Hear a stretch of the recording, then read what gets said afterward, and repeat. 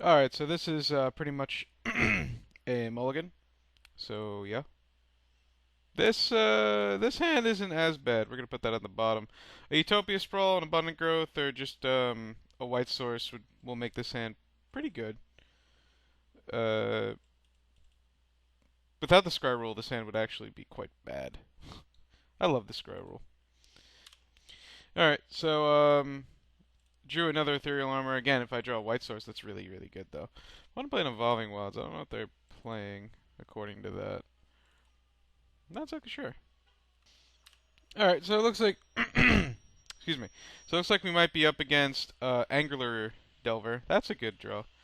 Angular Delver is not horrible unless the opponent is playing main deck Edict effects, then it's just really, really bad. Um, if it's teachings, it's I can tell you it's very bad game one. Between all the counter spells and the Edict effects, it's really, really bad game one.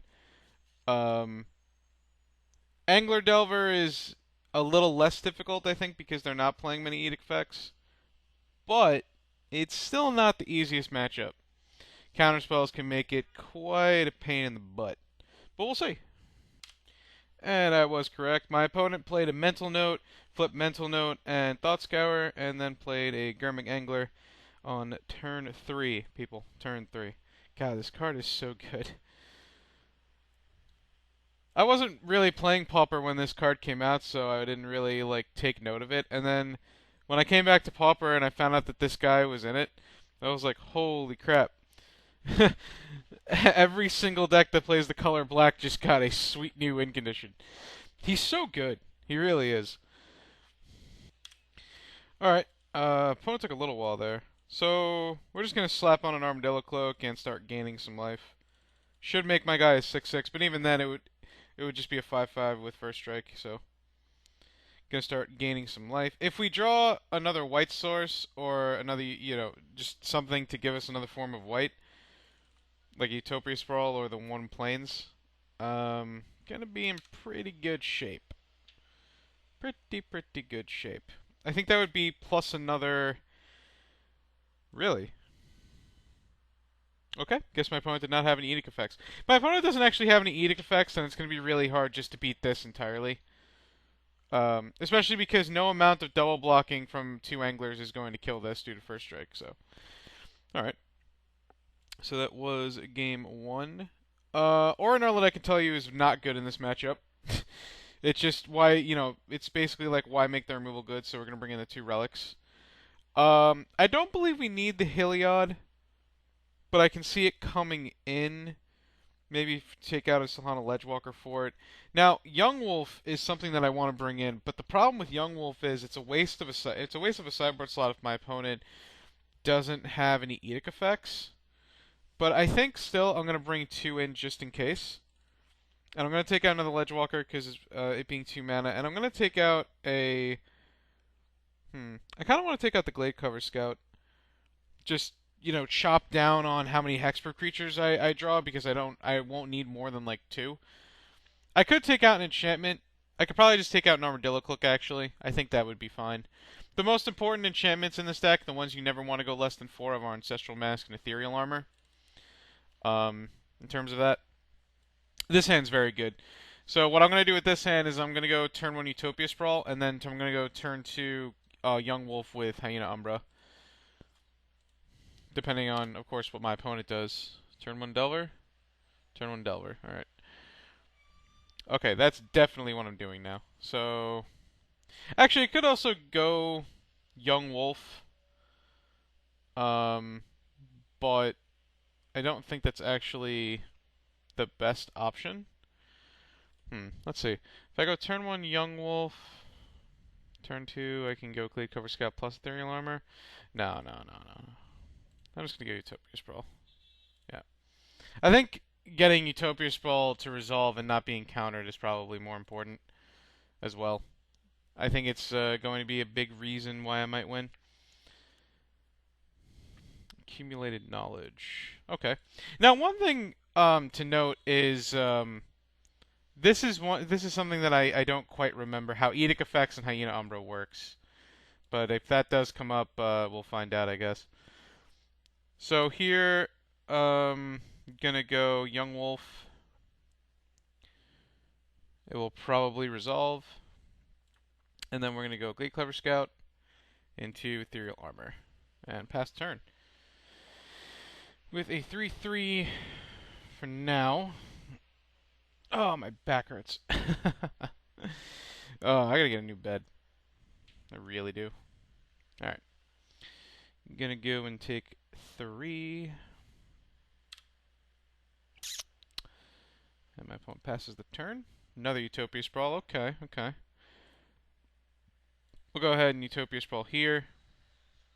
See what my opponent says about it. My opponent counters it. That's fine. Could care less.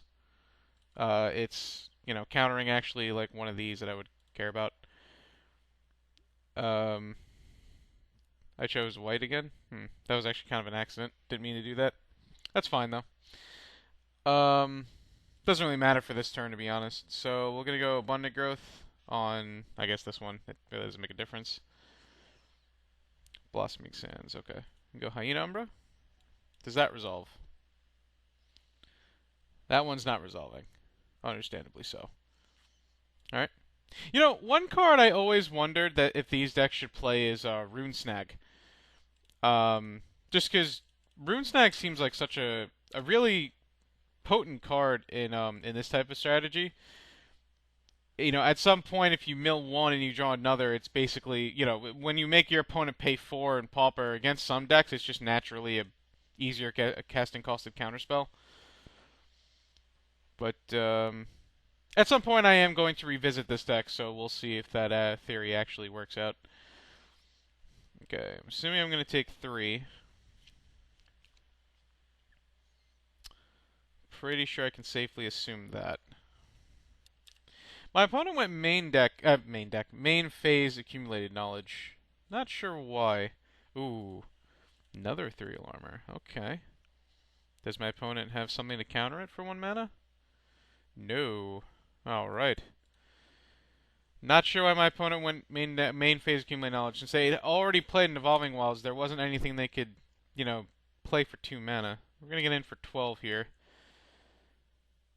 Now, my opponent can live, though, because this does not have trample. So, my opponent does live a little bit. Alright, my opponent played an Angler. Gonna put my opponent to 1 here. Just attack with both. Keep that card in my hand in case my opponent has a duress, just make them use it. Though, with my opponent being at 1, even if they were to have something like an Aura Flux right now, I'm not sure how exactly they would come out of this. But, alright. Start off by playing Ponder. That's okay. My opponent chose to shuffle the library, so they're looking for something.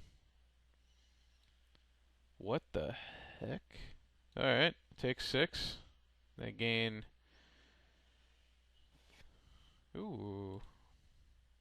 Alright, I'm actually dead. That was some pretty good tech. I have no idea what the hell this is doing in their deck. I have no idea what this is doing in their deck. But, alright. We lose that game. Nothing we could do about that. So, yeah. So, it seems that my opponent might not have any Edict effects at all. So what I'm going to do is take out the Young Wolves, and I'm going to bring back in the Armadillo Cloak, and bring back in the Sonal Ledgewalker. You could bring in Scattershot Archer, but you would need 2 of them to deal with the Delvers. You could bring in also Gutshot, but it doesn't do actually literal nothing once the Delver flips. And I think I'm actually going to bring in this Lifelink and take out this Hyena Umbra. Actually, not Hyena Umbra. The first strike is really good. Both of these are really good in this matchup. Could probably just shave off a Solhana Ledgewalker, actually.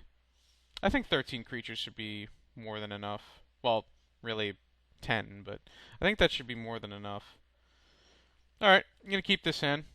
Gonna go turn 1 Utopia Sprawl into turn 2 Slippery Boggle with Ethereal Armor. So, do this. Name white, pass turn. Hopefully we draw another forest. That would actually be a very good draw. Yeah, I gotta say I did not see that lifelink coming. There was nothing I could have done about it, but did not see that coming. That was some pretty interesting sideboard tech, I gotta say. Alright, so my opponent played a tap land, Abundant Growth. That's not exactly what I wanted. Still just going to play Boggle here into Ethereal Armor just to get the ball rolling. Because if I top deck a land, I get to go Armadillo Cloak, so alright. Bit of Delver action going on. Solana Ledgewalker. It doesn't really do anything. So here I'm just going to go Utopia Sprawl now, name green, and then pass the turn after I attack. My opponent has something to bounce my forest. I will be a very unhappy human being. Just going to point that out. Alright, does the Delver flip? It does not flip. Well, that's good for me. Ooh, 3 coming to play tap lands. It's kind of like playing Standard. Not exactly, I guess, but you get the point.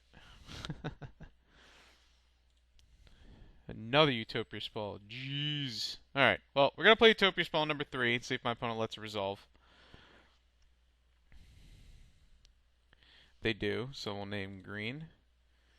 We'll go Abundant Growth just to draw a card.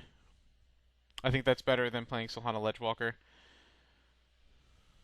Also makes this a 6/6, which is good. I could play the Solana Ledgewalker to play around Edict Effect, but I'm pretty sure at this point my opponent doesn't actually have any in their deck, or if they do, they probably don't have one right now, because I can't beat one anyway. Ooh, a Relic. I'm not going to play that yet, though. I think I'd rather actually try to get that to resolve. Swing for 6. My opponent will undoubtedly probably take it. No? What the heck? Oh, Echoing Truth. And they blocked. Okay. I don't think I've ever seen Echoing Truth out of the sideboard of this deck. It's pretty interesting. But, alright. Fair enough. Here comes Angler, no doubt. Well, if they're tapping out for Angler, we're going to have Solana Ledgewalker, so we're going to be in decent shape. Oh, the 3/3 guy. That's fine, too. And they put Delver back on top. That value. Oh my god. My opponent just went to Value Town. The Rancor. Okay. We have 4 mana. So here we'll just go Solana Ledgewalker.